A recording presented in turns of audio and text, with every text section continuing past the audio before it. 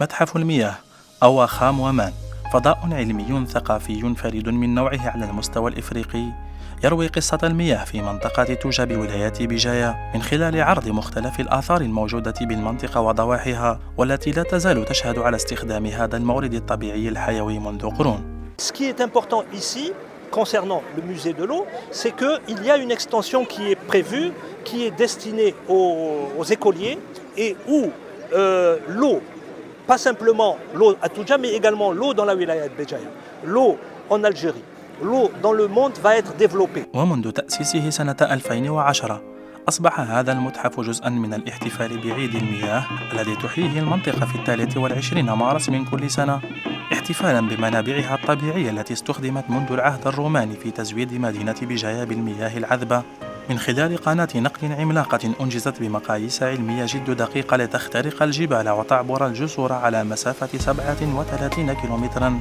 عبر تضاريس جبلية جد معقدة، ما جعل منها اليوم وجهة سياحية بامتياز تحمل اسم طريق المياه. La route de l'eau.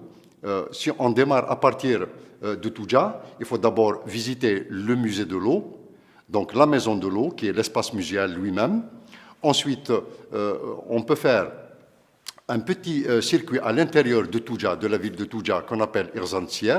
C'est un petit circuit donc à l'intérieur, avec toutes les curiosités que recèle la commune de Toudja et ses potentialités touristiques. Et lorsqu'on fait tous ces chemins à l'intérieur, à chaque pas, à chaque fois qu'on fait un pas, on raconte une histoire. À chaque fois on fait un pas, on raconte une histoire, une nouvelle histoire, et ces histoires sont de toute époque.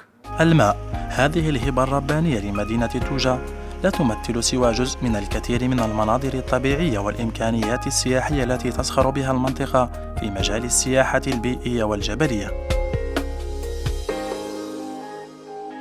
توجا، هذه اللوحة الفنية الطبيعية الرائعة التي سلبت ألباب زائريها بمناظرها الخلابة. جيت من بجاية باش نشوف لومبيونس هنا، بعد جي فيو شلالات شحال جي ادوري parce que non seulement c'est paisible mais en plus c'est vraiment magnifique de voir qu'il y a des trucs comme ça. توجا العالي كلش اللي خوينس العالي فن تعامل العالية تشينينس دايو العالي تمليح. وتبقى توجا بمناظرها الآسرة ومنابعها الطبيعية العذبة واحدة من جواهر الجزائر التي تستحق نفض الغبار عليها ليتمكن الجزائريون وغيرهم من التمتع بجمالها الأخاذ.